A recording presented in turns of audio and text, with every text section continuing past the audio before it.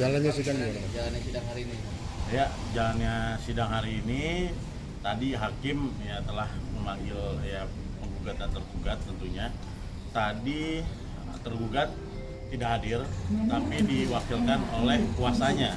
Jadi kuasanya tadi hadir, tapi prinsipalnya tidak hadir. Jadi kami diminta majelis hakim nantinya untuk saling mengkomunikasikan jadwal mediasi ya. Dijadwalkan, tadi sudah sepakat dengan kuasa dari tergugat itu pada tanggal 15. Lalu hakim memanggil lagi pada tanggal 22 Juli ya untuk melaporkan hasil mediasi seperti itu.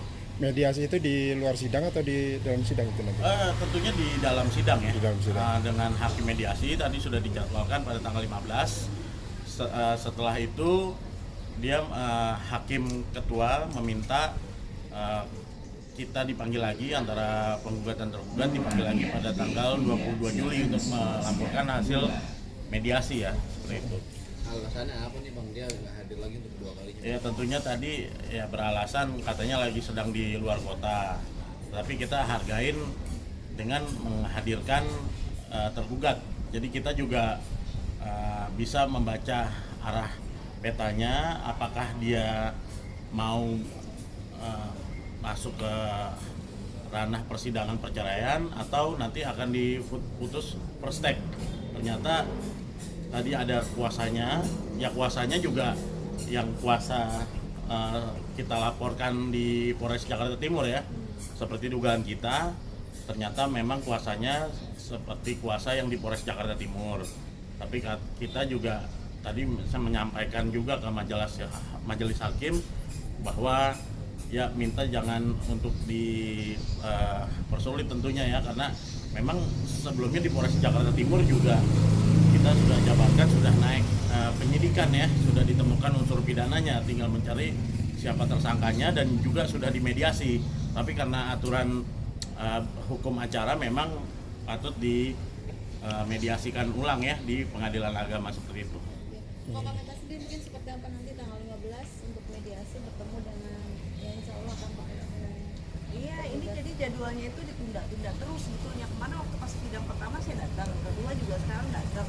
Maksudnya nggak usah cemen lah gitu loh. Ini kan terkait anak masalahnya. Ke kamera. Ini kan terkait anak ya, masalahnya bukan pribadi, masing-masing kita punya kesibukan gitu loh. Toh dia juga ngomong ke lawyernya dia ada di luar kota, nggak mungkin loh saya tahu kok dia ada di sini di Jakarta gitu loh.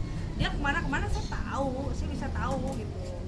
Terus makanya ini kan harusnya dimikirin oh ya deh biar semuanya tuh masalahnya selesai. Oh ada anak juga harus diperhatikan satu sama lain. Saya mah justru 24 jam sama anak terus ya. Dia kan boro-boro ya Pak ya. Saya kemarin aja pakai susah uang loh saya.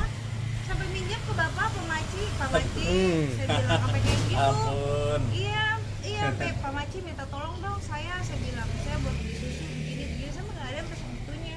Karena omongan saya belum masuk, apalagi beliau mah nggak ada, ya maaf ya, nggak gimana sih apa hatinya gitu loh, jangan ngelihat saya lah, ngelihat anak-anak gitu.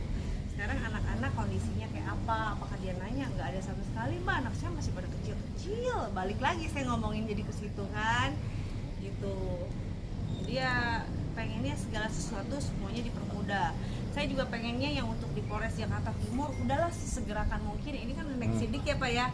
Naik sidik, besok rencana saksi datang, saksi dari saya. Udah setelah naik sidik apa lagi Pak? Dari saksi-saksi dari pelapor besok akan dipanggil juga di Polres Jakarta Timur. Lalu habis itu ya tentunya dipanggil lagi terlapor. Setelah dipanggil lagi ya tentunya kami akan mengajukan untuk gelar ya. Gelar untuk segera ditetapkan sebagai tersangka tentunya. Kan ini sudah dikawal media juga, sudah dikawal PPA juga. PPA sudah selesai, dari PPA yang pertama, kedua, ketiga, keempat sudah selesai semuanya. Saksi dari dokter sudah ya Pak ya, rekam medis, terus apa namanya, satu lagi tuh rekam medis apa Pak?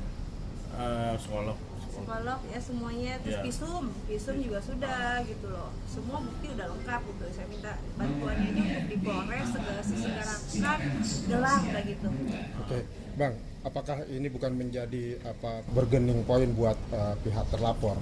Artinya mempersulit di sini dia tidak datang supaya yang di sana juga mungkin untuk minta dicabut kasus yang di Polres gitu. Ada kemungkinan seperti itu? Ya kalau menurut saya sih tidak ada hubungannya ya, karena ini dua hal ranah Berbeda. yang berbeda ya, antara pidana dan juga kita melakukan gugatan perceraian. Justru dengan kita melakukan gugatan perceraian nanti untuk menebalkan di pidananya, karena bagaimanapun kan di pidananya sudah jelas, dan juga di saat di hakim, saat sama hakim kita juga sudah melampirkan, sudah naik penyidikan kok, sudah ada unsur pidananya, tinggal mencari siapa tersangkanya. Dan benar dari klien kami, memang kemarin juga ya menantikan ya tanggung jawab dari tergugat ini atau terlapor ini mengenai biaya-biaya untuk anak. Kita punya bukti kok, kita ada bukti yang valid yang nanti kita akan sajikan baik di persidangan, baik di kepolisian, bahwa beliau mampu kok, ada uangnya kok. Kita nanti akan memberikan bukti-bukti, bukannya tidak mampu, tapi mampu ada, dan juga masih ada rumah kok yang tidak ditinggali.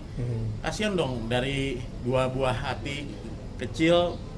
Klien saya saat ini juga masih mengontrak ya, dimana hati seorang bapak ada dua hatinya, tidak ada rumah, beliau masih ada rumah. Tapi kalau dia tetap mempertahankan tidak, ya kita akan membuat langkah hukum baru seperti itu. Kita ada kok bukti-bukti dia bayar ke sini, bayar ke sini, bayar ke sini, banyak laporan kok yang masuk dari kita, bukan yang tidak mampu.